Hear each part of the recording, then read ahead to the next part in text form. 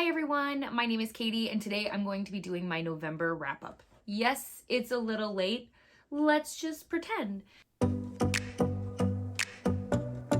You're probably going to see me look down a lot. I record on my phone, so I have to look at my notes on my iPad. And I'm not gonna lie to you, we have a lot of books to cover because in November, it was the Get A Clue Readathon, which was hosted and created by Rainy Blue Reads.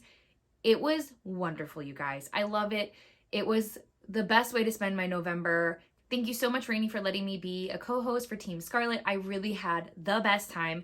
Not only did I read 34 books, which is insane. It is the most books I've ever read in a month, probably in my whole life. But I also ended up being able to connect with so many other people through this readathon, and I feel like I just made a bunch of friends along the way, and I'm so excited to be able to sprint with them and work on other readathons and things like that that may or may not be coming in the future.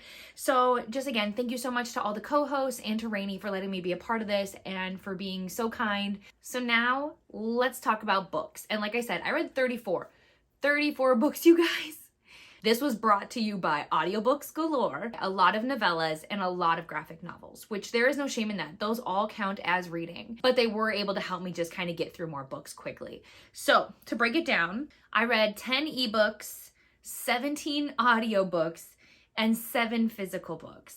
The books that I've already discussed in reading vlogs, I'm not going to spend so much time on them because if you want to, you can go watch my reading vlog and get to know a little bit more about how I was feeling about them, because I don't want you guys to be here forever for this video. So this is because I care about you. Otherwise, I could talk about books forever, but we have things to do.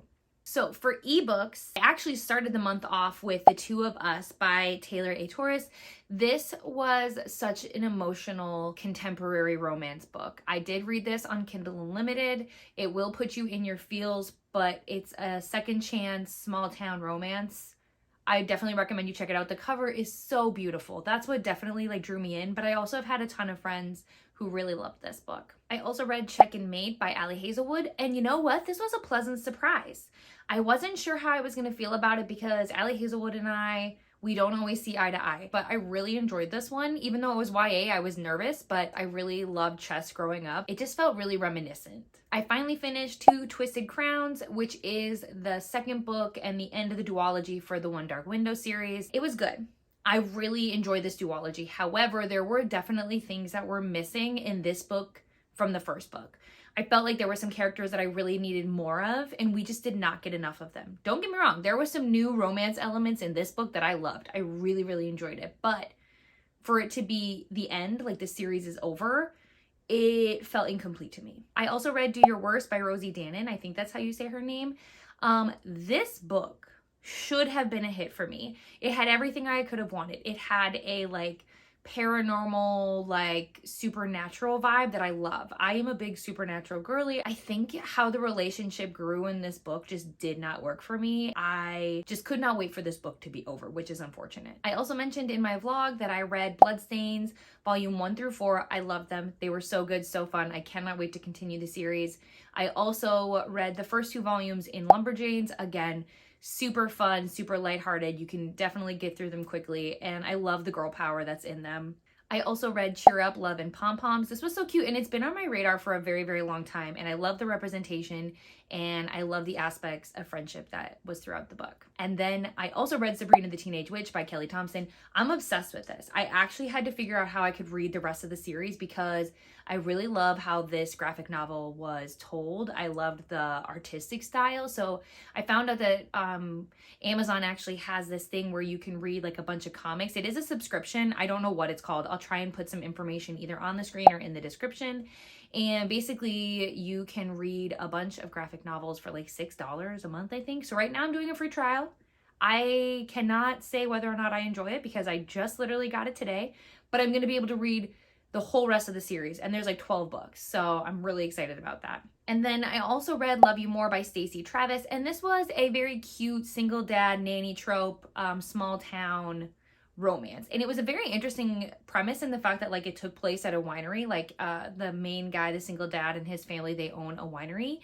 The issue again I had is just that I felt like the relationship lacked development, and I felt like the pacing was just off. It just didn't connect with me the way I had hoped. So those are the ebooks that I read. Now we will transition into the audiobooks, which, as you guys know, is the longest category I have. So I listened to Counting the Cost by Jill Duggar. I am always fascinated by children who had to grow up in the spotlight, especially like very famous families, and understanding their dynamics and how that affects the children, because we're still learning how social media and family vlogging and all these things affect our children. Obviously, Jill Duggar was part of the Duggar family and their whole lives were filmed. But then there's also more because there's the cult aspects and things like that. So I love listening to her story. Honestly, I hope that she writes more books. I would love to know more. I listened to Butcher and Blackbird. I got this on Audible. It used to be on KU, but it's getting like re-released. I gotta say, the audiobook is the way to go. It was a fun time, but check triggers because it is a little dark, but like it was really good. Then I also listened to That One Night and Pucking Around by Emily Rath. Most of you guys already know how I feel about this, so I'm not going to beat a dead horse. I loved the novella That One Night. I thought it was super good. Pucking Around was fine. It was not my favorite, and I will not continue the series. I also listened to Love Me Today by A.L. Jackson. This was my first A.L. Jackson book. I really enjoyed it. I will be continuing. I'm really excited because I loved the best friend in the first book, and that's who the second book is going to follow. So really excited about that. Love Me Today was a single dad nanny romance. If you can't tell, I have a type, and this year has been my single dad nanny trope era, and I'm not complaining. Then I also listened to On Her Father's Grave. This was one of the novellas I listened to. It was a KU audio thing, so I could listen to it super fast. I really think it was only like 2 hours long. And if you turn that up to 2-speed, 1 hour audiobook, yes, please. But it was a prequel, I believe, to the actual series. So it was just supposed to give you like a little bit of foundation to get you interested in the main story. I won't continue, but it was fine. Then, ironically, I listened to The One Night, not to be confused with That One Night. And I think it's a prequel, like a non-official prequel to the reunion, but I'm not sure. It was an interesting premise. I was a little shocked because it basically follows this girl who bumps into like her best friend's ex-husband, if you follow along with that. They haven't seen each other, I want to say, in several years. She finds herself having like this connection with him and ... It begs a question of like girl code. Like, I'm super curious to see how this pans out, to be honest. Then I listened to Passion or Penalty. This was a very sweet best friend's little sister, small town sports romance. It was underwhelming. I probably could not tell you very much that happened at all, other than I remember it was set in Minnesota, which I really appreciate because I live in Minnesota. Then I listened to Going Bi-Coastal. This book was such an interesting premise because essentially you're following this character and she has to make a choice for her summer. She can either spend the summer with her father and kind of play it safe and see how her life pans out that way, or she can go visit her mother because her mother lives, I think, along the coast, obviously going bi-coastal. She could see what would be different if she did that, and she took this internship and all these things. And we actually get the perspective from both point of views. Like, if she took either or path, we get to follow along. At the end, you kind of get to pick your own ending, which I thought was very, very interesting. A pleasant surprise was Practice Makes Perfect by Sarah Adams. I just started reading Sarah Adams, I want to say earlier this year or late last year. I wasn't sure how I was going to feel about this one because I read When in Rome and I didn't really enjoy it. It just was not for me. But this book, I loved. I devoured it. I think about it so often. It was just a really, really good time. Then I listened to The Shell Game and Pros and Cons by Janet Ivanovich. And this was 0.25 and 0.5 in the Fox and O'Hare series. They were fun. They're definitely, again, very short and setting up the premise of where the rest of the series is going to go. But I actually might continue this series. Do I have time to start another series? No, sure don't. But I'm definitely interested in giving it a shot. Then I did the 2 Audible originals that I mentioned in my reading vlog, and that was Still Hung Up on You, which I did enjoy, and then One of Those Flings, which was just meh. I also listened to Resting Scrooge Face, which was fine. It's perfect for Christmas time. If you're looking for a very short Christmas book, it's perfect. It'll do what it needs to do, but like there's not a lot of substance there. It's like a short, condensed Hallmark movie, but like in a half-hour type setting. And the last audiobook I listened to was The Only One Left by Riley Sager, which I also mentioned in my reading vlog. It was not my least favorite Riley Sager. Like, it's probably somewhere in the middle. It was good. I felt like the pacing was off. I didn't necessarily love the direction that everything went in. But I will say that Riley Sager has a book coming out in 2024, and I'm very interested. I 100% will be picking it up. So regardless, it seems like no matter what Riley Sager writes, I'm still gonna pick up his book. So Do with that what you will. I also listened to The Right Move by Liz Tomforty. I think it's Tomforty. I've been saying Tomford, but I think that's wrong.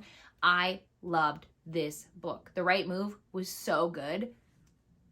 I could not stop listening to this book. I loved it so much. It was so good. Fake dating, close proximity, best friend's brother. It was great. And then I also read Caught Up. This I read on ebook. This again is a single dad nanny romance. We're following the same characters from the Mile High series, The Right Move, and then Caught Up, which I loved. Even though I'm reading this series completely backwards, it's fine. It's fine. I love this series. It's gonna be a favorite for sure. Next, we're gonna get into the physical books that I read. One of the books I have to put up on the screen because for this moment currently, I have misplaced it. I know it's in a book sleeve, but where I put that book sleeve, I just don't know right now. And that's What the River Knows. And I read this with my friend Jess on Bookstagram. It was such a good time. I love it because we did not know it was a series, so it ends on kind of a cliffhanger. We were like, what? It was so fun. Ugh, I really appreciate Jess for putting up with me because honestly, I was probably a little over dramatic and over the top, but I had so much fun reading with her, and I cannot wait for the announcement for the next book because I need answers. Then I did a reread of Heartstopper Volume 1. It was so cute. Honestly, this series is amazing and wonderful. I am currently caught up on all the volumes that are out, and so I'm just patiently waiting for Volume 5. Then I read Delilah Green Doesn't Care. I really enjoyed this book, and I found myself really connected to Delilah, but also to the main love interest. What was her name? Sorry, I read so many books. Oh, Claire. Yeah, I really enjoyed this story, and there was so many different dynamics. The only thing that I didn't like is how Delilah and her sister kind of work things out. I just don't feel like it was as simple as it was made out in this book, but it's possible that they go more in depth into this in the rest of the series. I haven't continued yet, so it is possible that that happens, but I still really, really enjoy this, and I will be continuing. This will surprise no one. I read Iron Flame. I did it. It took me a week, which I did not think that would happen. I thought for sure that I would finish this pretty quickly. I think this stemmed from the fact that the pacing was off in this book. Don't get me wrong, I still enjoyed it. It was probably a 4-star for me just because of being with the characters and back in this world I really did like, but there were pacing issues, lots of miscommunication. Some of the plot points literally made no sense. Some things I had to reread because I was like, what happened? So hopefully more editing can happen in book 3, but I will absolutely be picking it up. I read The 7-Year Slip by Ashley Polston, and I'm going to say right now, she's easily becoming a fan favorite author of mine, an auto-buy author of mine. I am obsessed. One thing I love the most about her books is they always have some kind of aspect of grief, and she does it so well. And all of her books too have such interesting magical realism vibes, and this is such a good premise. The only complaint I have is that I wish there would have been more time in the actual romance, because in this book, we obviously go between kind of like 7 years in the past, but also the present. I just wish in the present we would have got more of their romance, but it felt like we spent a lot more time in the past. It was still beautiful. It was a beautiful book, and it's a book I feel like I will think about for many, many years to come.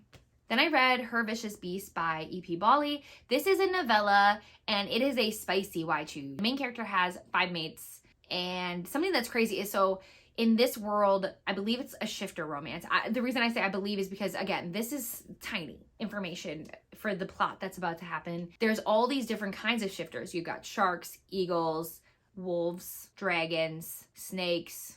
There's a bunch. Each one of her mates is a different kind of shifter, and it's completely rare because normally your mate is supposed to be somebody from your own shifting, like, family? Not family, that sounds ridiculous. Shifting group. So like an eagle would find a mate that's also an eagle. So she's trying to navigate that, but then there's this whole subplot. It's a huge mess, but I'm here for it. Like, it was a kind of chaos that, like, I was not completely sure what the heck was going on, but at the same time I couldn't stop reading. And when I finished this, I knew I wanted to pick up the next book. I just couldn't squeeze it in before the end of the month, but I will be trying to read that in 2024 for sure. The last book I read was Daughter of the Pirate King by Trisha Levenseller, and I love this. I read most of this on sprint throughout the month, so I feel like, and I also talked about it in my reading blog, so you guys already kind of know how I felt about it, but it was a very quick read. I found the plot to be really good. And again, the only issue I had was the age. I wish the characters were a little older. I'm going to start the second book, Daughter of the Siren Queen, very, very shortly. I don't think I'll get to it in December. I might, but I also need to read book 3, so we'll see how that goes. But yes, I highly recommend it if you're looking for a fun pirate book. This is super fun, and you're gonna get through it really quickly. I swear, it reads so fast. Even though it is like 300 and something pages, it will not feel that way. It won't, I promise. Well, guys, if you are still here, thank you so much. Those are the 34 books that I read in November. And again, it seems crazy, like to say I read 34 books, but it went by fast. I don't even know what happened, but I really enjoyed the books that I picked up. Majority of them were great. Honestly, I'm just so excited to see how Get A Clue Readathon changes in 2024. I'm sure it'll be a lot of fun, a lot of chaos, and hopefully I can avoid a reading slump here in December, because it feels so weird going from a competition-based readathon into more of like a slower vibe in December. It kind of feels like I don't know what I'm doing. I'm just gonna try and slow down my reading and enjoy the books that I get to pick up and just get ready for the new year. But thank you guys so much for watching, and I will see you in the next video. Bye!